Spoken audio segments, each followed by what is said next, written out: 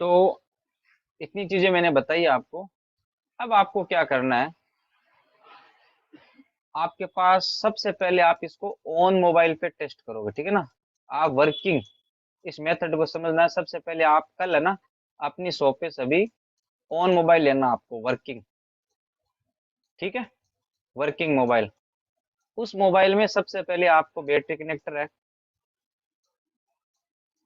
इसकी प्लस पे मीटर, जो आपके पास मीटर है ना, उसको दोनों साइड घुमा घुमा के और उसका मान लेना जी आर, डायोड मोड पे चेक करना आप। तो आपका 250 से 550 के बीच में अगर रीडिंग आ रही है वन साइड, ठीक है, दूसरी साइड जब आप उसको घुमाओगे तो या तो आपका ओवल भी आ सकता है,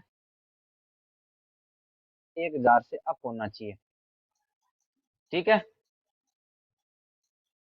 नंबर वन, ये आप बैटरी कनेक्टर पे चेक करोगे। उसके बाद में आपकी जो डीसी टू डीसी आईसी है, उसके पास में एक कॉइल लगी रहेगी, वो आप बोर्नियो स्कीमेटिक के माध्यम से देख लेना।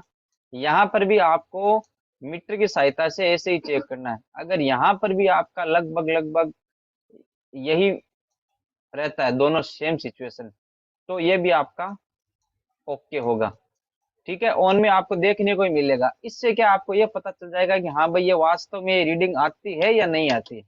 पहले इसको ऑन मोबाइल पे आपको चेक करना है। उसके बाद में नंबर दो पे क्या चेक करोगे आप कल, आप आपके फोन में चार्जर लगाना, ठीक है। यहाँ पे आपने चार्जर कनेक्ट किया और ये ऊपर आपका जो मदरबोर्ड है, ठीक है, डीसी टू डीसी आईसी जो लगी रहती है, ठीक है, डीसी टू डीसी आईसी। अब आप स्केमेटिक में बोर्नियो में देख के आपको ये देखना है कि भाई यहाँ पे 5 वोल्ट आ रहे हैं या नहीं आ रहे। फिर आपका जो ऊपर वाला कनेक्टर है वहां पे 5 वोल्ट आ रहे हैं या नहीं आ रहे। और फिर डीसी टू डीसी आईसी के पास में एक केप रहता है, केप के माध्यम से ये इसके अंदर आती है। तो ये आपको लाइन कल चेक करनी है कि वास्तव में ये आती है या नहीं आती है। फिर उसके बाद में देखो आपके फोन में मोस्टली क्या क्या आईसी, सीपीयू के हिसाब से देखो, एक चीज और देखने को मिलेगी, सीपीयू आपके फोन में या तो मीडिया टेक सीपीयू हो सकता है, मोस्टली तो यही होता है, मीडिया टेक या फिर क्वालकॉम। अब आपको क्या करना है, यहाँ पे जो आपका वीबस वाली लाइन है यहाँ पे चेक करना। अब आपको बैटरी कनेक्टर के प्लस पे नो बैटरी, यानी आपके फोन में बैटरी नहीं है, आपके फोन में बैटरी लगी हुई नहीं है। अगर आप प्लस पे चेक करोगे ना, वी बस वाली लाइन, यहाँ पे 5 वोल्ट। अब ये आपकी आईसी वर्किंग कर रही है या नहीं कर रही है, इसको चेक करने के लिए आपको क्या करना पड़ेगा, यहाँ पे मीटर को डीसी 20 वोल्ट पे सेट करके प्लस पे चेक करोगे। अगर उसके अंदर क्वालकॉम सीपीयू लगा है तो आपको प्लस पे 0 वोल्ट मिलेंगे। अब आप ये सोचोगे कि मतलब जब 0 वोल्ट मिल रहे हैं इसका मतलब तो हमारी चार्जिंग ऐसी काम नहीं करी, नहीं। हर चीज की एक स्पेसिफिक विशेषता होती है। क्वालकॉम सीपीयू के अंदर यही है कि जब तक आप बैटरी कनेक्ट नहीं करोगे तब तक आपको यहाँ पे 0 वोल्ट ही मिलेंगे। अगर आपके फोन में मीडिया टेक सीपीयू लगा हुआ है, ठीक है, या फिर उसके अंदर मीडिया टेक सीपीयू है, या फिर आपके मान लो कि क्वालकॉम के अंदर पीएमआई आईसी लगी रहती है, पीएमआई, पीएमआई आईसी लगी हुई है, उनमें बैटरी हटा के बैटरी कनेक्टर के प्लस पे जब आप मीटर से वोल्टेज चेक करोगे तो आपको कुछ भी नहीं मिलेगा। तो आप ये मत समझ लेना कि ये आपकी आईसी खराब है या चार्ज नहीं करेगी।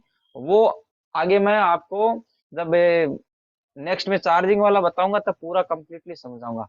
तो आपको ये 5 वोल्ट यहाँ पे चेक करने हैं और साथ में आपको यहाँ पे क्या चेक करना है, अगर आपका सीपीयू क्वालकॉम होगा फोन के अंदर तो आपको वोल्टेज नहीं मिले। अगर आपका मीडिया टेक होगा तो आपको 4 वोल्ट, 3 से 4 वोल्ट के बीच में, कभी 3, 3.5, 4, साढ़े इस तरीके से अप डाउन मिलेंगे। और अगर आपका सैमसंग वाला सेट होगा, सैमसंग, ठीक है ना, सैमसंग में अगर आपका सैमसंग का खुद का सीपीयू लगा हुआ होगा तो आपको प्लस पे स्टेबल 4 वोल्ट मिलेंगे, एकदम बराबर, न कम न ज्यादा। या 3.9 मिल गया तो भी वो एकदम स्टेबल।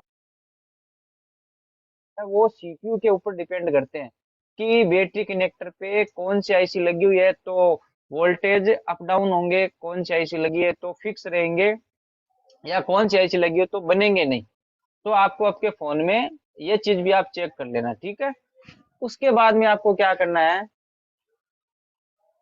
ये आपको वी बस वाली लाइन चेक करनी है, बैटरी कनेक्टर वाली मैंने आपको बता दी। उसके बाद में आपको यहाँ पे चेक करना है वीपीएच कॉइल है, यहाँ पे 3.7 बन रहे हैं या नहीं बन रहे हैं, यहाँ पे बन रहे या नहीं बन रहे। उसके बाद में आपको क्या करना है, उसके बाद में आपको बोर्नी ओपन करना है, ठीक है। बोर्नी ओपन करने के बाद में जो आपके पास मॉडल है उसका जो आपका हार्डवेयर सॉल्यूशन में जाके इन आउट वोल्टेज वाला ये पेज आपको ओपन कर लेना। अब आपको ये देखो, ये जितने भी इस आईसी के पास में VREGS1P225 है, ये जो P है ना इसको आप पॉइंट मान लेना। P का मतलब पॉइंट 1.2, ठीक है। और उसके बाद में जैसे मान लो 2.8, 1.3, ये सारे के सारे वोल्टेज आपको चेक करने हैं। ये केवल टेस्टिंग के लिए कि भाई ये वास्तव में आते हैं या नहीं है। चेक कैसे करना है, आपके सेट के अंदर बैटरी लगा देनी है, और बैटरी लगाने के बाद में आपको क्या करना है, चार्जर भी लगाना है। चार्जर लगा होना चाहिए, बैटरी लगी होनी चाहिए, और आपको ये सारी चीजें फिर मीटर की सहायता से आपको चेक करनी है। कहीं कोई दिक्कत आती है तो कल आप और पूछ लेना। अब देखो इन वोल्टेज का क्या रिलेशन रहेगा वो मैं आपको बता देता हूँ। देखो एज एग्जांपल मैं आपको बता,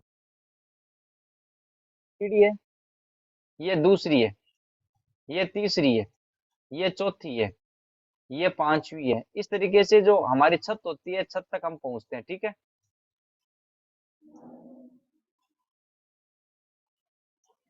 अब इसी तरीके से सीपीयू के अंदर जो वोल्टेज होते हैं वो पहले मान लो एक नंबर पे आएगा वोल्टेज, उसके बाद में अगर दूसरी सीढ़ी है तो ये यहाँ पे अब चला जाएगा। उसके बाद में जैसे घर में तीसरी सीढ़ी है तो ये यहाँ तक चला जाएगा।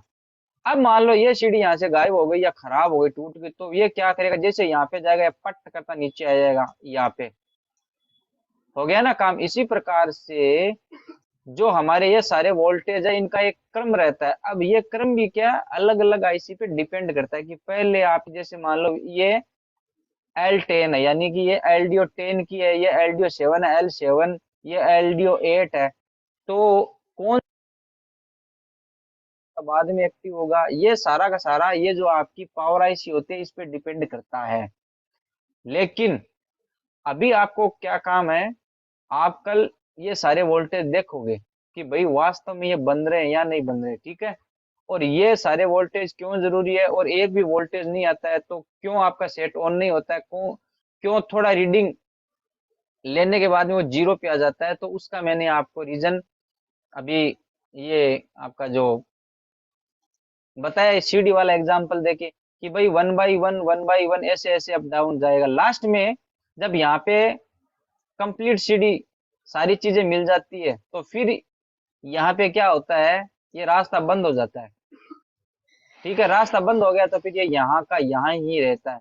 आपने फिर पावर ऑन रीसेट वगैरह या फिर पीएस होल्ड का नाम सुना होगा, वो बनता है वन चीजों में चलेंगे। लेकिन अभी क्या मैं चाहता हूँ कि आप है ना प्रैक्टिकल करो साथ के अंदर। भाई मेरे क्लास से 2 दिन ज्यादा हो जाएगी, मुझे कोई दिक्कत नहीं, लेकिन अभी जितना मैंने आपको बताया है आपको आता है या नहीं आता है। अगर आता है तो कोई बात नहीं है, जिनको नहीं आता है वो सभी इस चीज को कल चेक करोगे, क्योंकि पावर सीक्वेंस चलता है। पावर सीक्वेंस को मैं एकदम अच्छी तरीके से आपको 2-3 तरीके हैं मेरे पास समझाने के, वो सारी चीजें आपको बताऊंगा। तो ये बोर्नियो सबसे ज्यादा इंपॉर्टेंट इसीलिए है कि भाई आपको यहाँ से डायरेक्ट पता ही चल जाता है कि भाई इस पे वोल्टेज आ रहे हैं या नहीं आ। जैसे मान लो यहाँ पे 1.3 आता है, अगर यहाँ पे 0.6 आ गया तो वोल्टेज तो डाउन हो गया ना। वो आपका वोल्टेज और कौन कौन सी लाइन को इफेक्ट करता है, उस हिसाब से आपके सेट के अंदर रीडिंग आती है। जो आपका बूट होता है ना वो अप डाउन डीसी पे, तो आपको सारी ये वोल्टेजेस आपके पास जो भी फोन उनमें आपको चेक करने के भी आता है या नहीं, और चेक करने का फॉर्मूला कनेक्टर लगा होना चाहिए। तो आज की क्लास को इतना ही, काफी टाइम हो गया है। आज क्लास देरी से भी स्टार्ट हुई थी। कल आपकी क्लास और होगी, और सैटरडे और संडे को छुट्टी रहेगी। तो आज वाला जो मैंने बताया आपको, वो सब के सब प्रैक्टिकली देखेंगे भाई।